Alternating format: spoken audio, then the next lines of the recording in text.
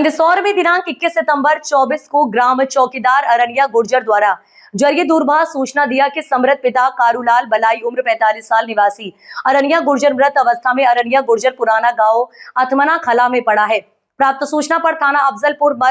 मर्ग पंजीकृत कर जांच में लिया गया। मृतक समृद्ध के गले पर लिगेचर मार्क पाए गए थे। विवेचना के दौरान घटनास्थल से महत्वपूर्ण साक्ष्य व इलेक्ट्रॉनिक साक्ष्य एकत्रित किए गए तथा 50 से अधिक संदेहियों से पूछताछ की गई। जांच में कोई बाहरी व्यक्ति की शंका नहीं होने पर तथा साक्षी दिनेश पटवारी द्वारा घटना दिनांक को मृतक समृद्ध बलाई व परिवारजनों में विवाद होना बताया गया। जांच में मिले तथ्यों के आधार पर महत्वपूर्ण जानकारी जुटाकर ये ज्ञात हुआ कि मृतक की हत्या में मृतक के परिजन पर ही संदेह के आधार पर मृतक के पुत्र गोपाल बलाई से गहनता से पूछताछ की गई, जिसके द्वारा पूछताछ पर प्रारंभ में गुमराह करता रहा, जिसे प्राप्त साक्ष्य के आधार पर कठोरता से पूछताछ करते उसके द्वारा बताया गया कि उसके पिता मृतक समृद्ध बलाई शराब पीने का आदी होकर रोजाना घर पर लड़ाई झगड़ा करता रहता था तथा कृषि से प्राप्त होने वाली आय को भी शराब पीने के लिए खर्च कर देता था। मेरी माता जी व परिवार के सदस्यों के साथ आए दिन मारपीट करते रहते थे। घटना दिनांक को भी जब मृतक के द्वारा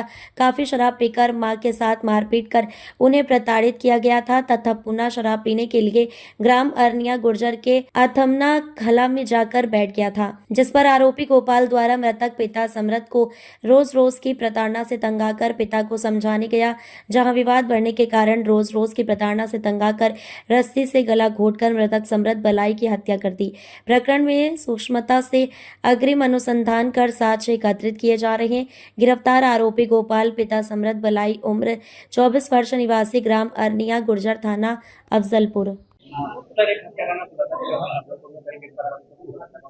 देखिए, थाना अफजलपुर में एक हत्याकांड हुआ था जिसके अंदर समृद्ध बलाई करके एक पुरुष था, जिसकी मौके से जब लाश बरामद हुई थी तो उसके गले पे लिगेचर मार्क पाए गए थे। तो इसीलिए मार्क कायम करने के तुरंत पश्चात हमारे द्वारा उसमें 302 की कायमी कर ली गई थी।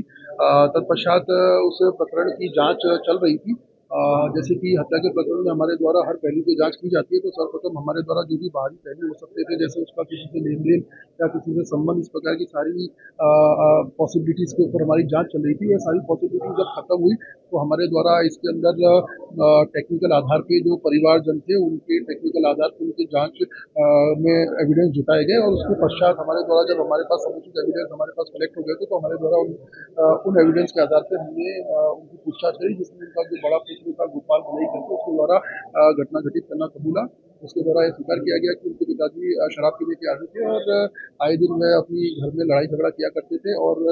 घर के खर्चों के लिए पैसे भी नहीं दिया करते थे। तो इस प्रकार समझाने वर्ष में अपने पिताजी के पास गया जब वह शराब का सेवन कर रहे थे और जब उसको झमाझट की, तब जाकर उसने रस्सी से अपने पिताजी का गला घोट दिया और उसके पश्चात लाश को वहाँ फेंक के घर पे आके उसके द्वारा नाते रूपांतरण पिताजी को ढूंढने का किया गया। तो इस प्रकार पूरे घटनाक्रम में हमने उसको अरेस्ट कर लिया।